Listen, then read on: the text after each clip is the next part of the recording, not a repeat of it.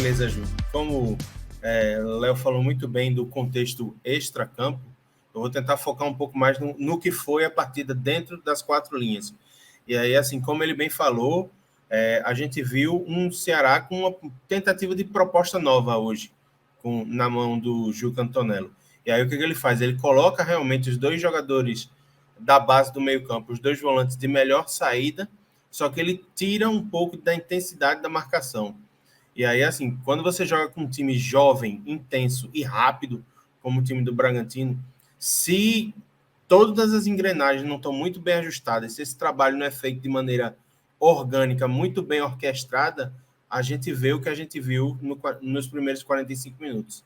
A gente viu um Red Bull Bragantino que jogou muito em velocidade, jogou muita intensidade, que ocupou bastante o campo do Ceará, que pressionou, que teve oportunidades, especialmente depois dos 20 do primeiro tempo, e que o Ceará precisou de um bom desempenho do João Ricardo para já não sair perdendo já no primeiro tempo. Tanto que o que coroa isso que a gente está dizendo é que o João Ricardo ele precisou fazer uma defesa de pênalti para evitar 1-0 do Bragantino.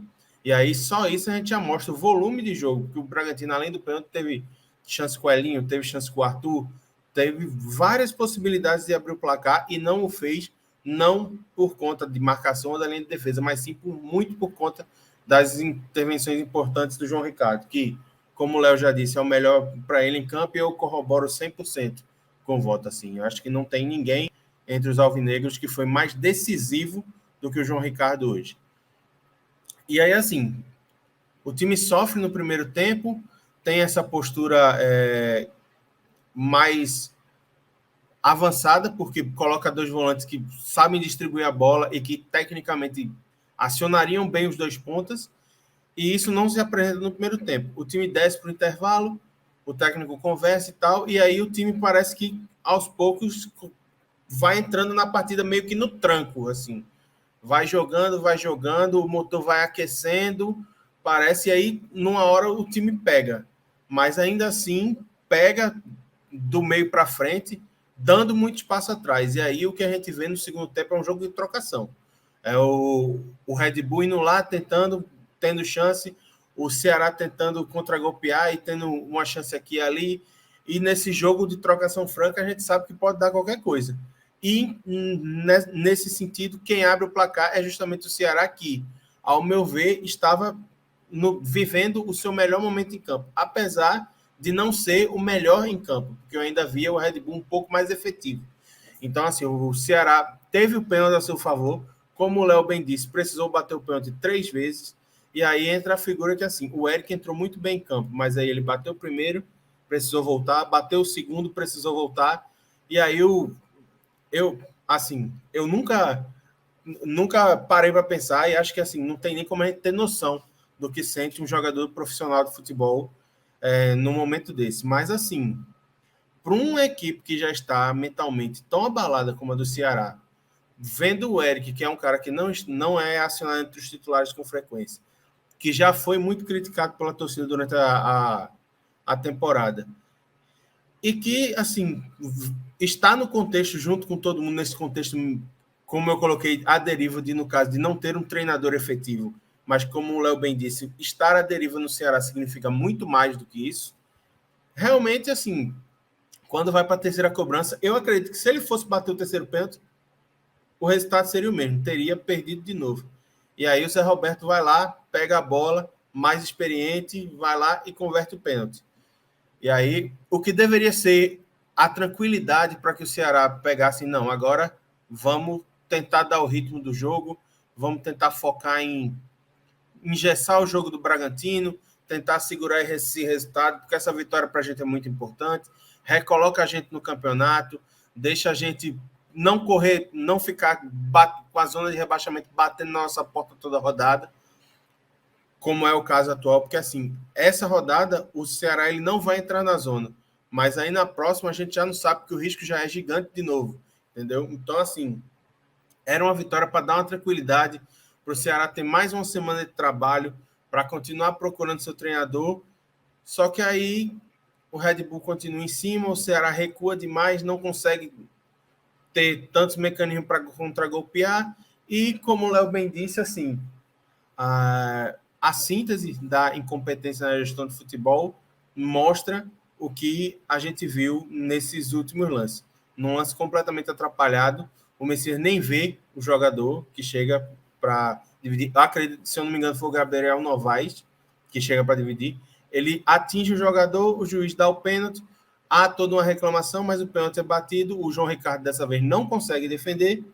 E aí o Ceará deixa 3 pontos lá em Bragança, 2 pontos lá em Bragança, que poderiam ser muito importantes. Então, assim, o que a gente espera que aconteça essa semana é que finalmente esse imbróglio se resolva. Não dá para um time como o Ceará, que fez investimento no mercado para trazer nomes como Guilherme Castilho, a maior contratação da sua história, que alcançou voos altos em competições internacionais e que quer se manter na primeira divisão, não dá para continuar batendo em porta, levando não e ficar pensando, e agora o que é que eu faço? Porque se a gente for olhar a lista de treinadores que foram procurados, a sensação que nos dá é que a diretoria não sabe o que está procurando, não sabe o que está fazendo. Porque se coloca numa lista nomes como Abel Braga, Luxemburgo, aí vai procurar o Morínigo, procura o Rueda, procura o BKSS, assim. Nada a ver. São perfis completamente diferentes, né? Porque, assim, mas é. Tem se o Diniz estivesse livre, estava na lista também, com o Abel Braga. Vai do futebol reativo até o futebol completamente ofensivo. E aí, assim, em nenhum momento se parou e pensou, peraí, a gente já levou muito não na cara. A gente primeiro precisa parar e analisar. Nós temos um elenco com este perfil. Este perfil, como é que ele rende? Ele rende com um treinador desta forma. Se ele rende com um treinador dessa forma, vamos procurar perfis nesse sentido aqui. Porque não adianta uma diretoria de futebol chegar e dizer, não, eu quero um cara grande. O que é ser grande? O que é ter o perfil de um treinador grande? Entendeu? Então, assim, eu acho que para além do resultado, o Ceará ele poderia ter tido uma melhor sorte lá em Bragança, mas, apesar de tudo, o resultado não é um desastre. Contudo, se esta semana de trabalho se apresentar da mesma forma como a gente viu a preparação contra o Bragantino, aí realmente, assim, a luz que estava no laranja já começa a piscar vermelha, porque realmente, assim, não dá para um time passar 15 dias levando nãos e vendo a pontuação que até o primeiro turno era considerada boa, porque era uma pontuação ali de primeira página de tabela, 11º lugar e tal. Não dá para a gente ver o Ceará sangrar a sua campanha e continuar a deriva. Então, assim, eu acho que a prioridade zero tem que ser senta, estuda e diz, não, nosso nome é tal, nosso perfil é tal. Porque também não adianta bater em porta de todo jeito e aí você não tem um perfil, não tem um planejamento, porque muito possivelmente, se os resultados não vierem, aí vai contratar o quê? Vai contratar o 5º técnico da temporada? O 6º? O 7º? Vai parar quando?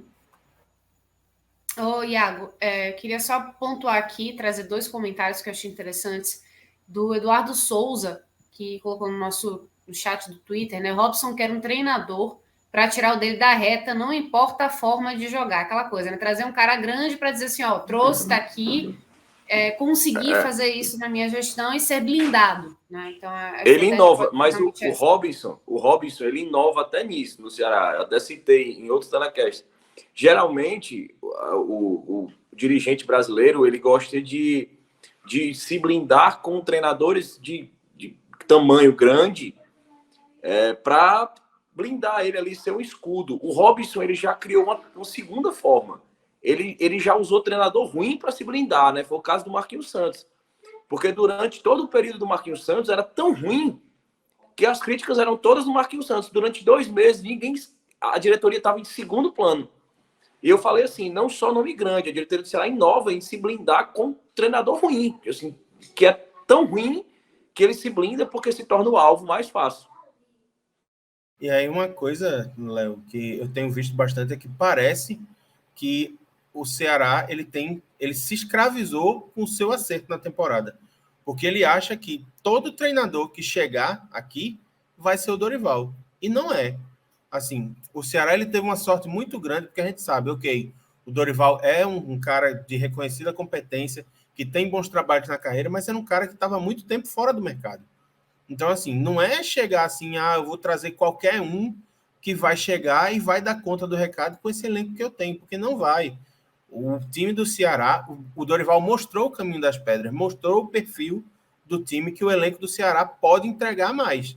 Não adianta você querer pensar técnicos que pensam o futebol totalmente ao contrário do que o Dorival pensa, que quer jogar de forma reativa, que quer jogar sem posse de bola e querer que esse time dê certo.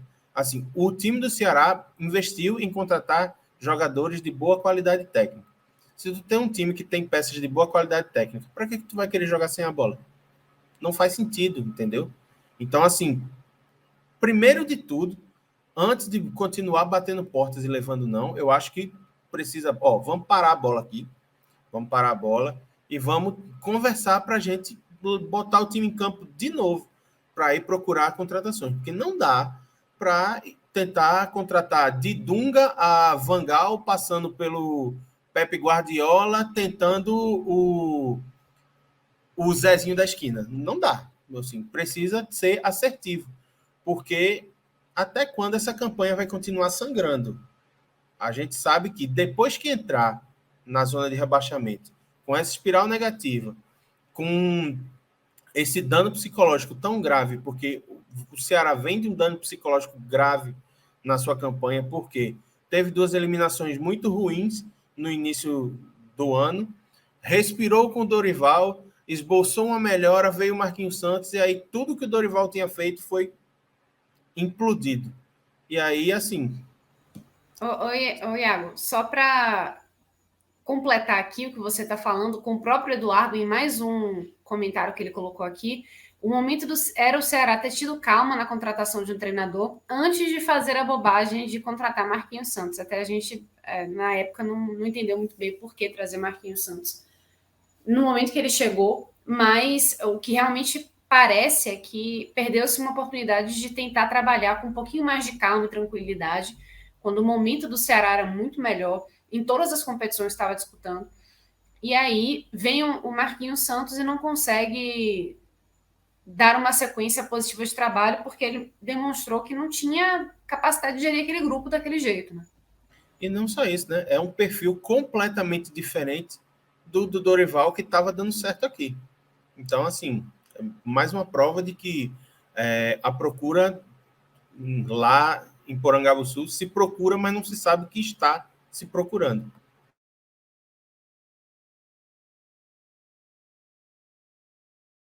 Muito bem. Vocês estão começando a pipocar aqui os comentários, né? Então eu já fico pensando assim, rapaz, muita coisa para trazer. Marcos Henrique Martins Marques, um nome grande.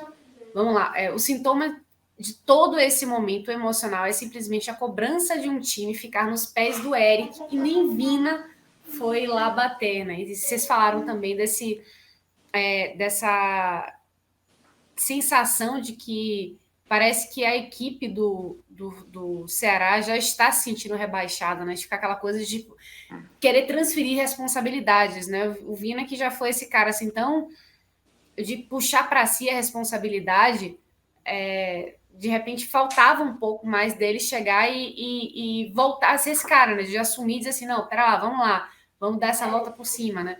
Mas até isso está mais complicado, né? E na cobrança de pênalti, imagina.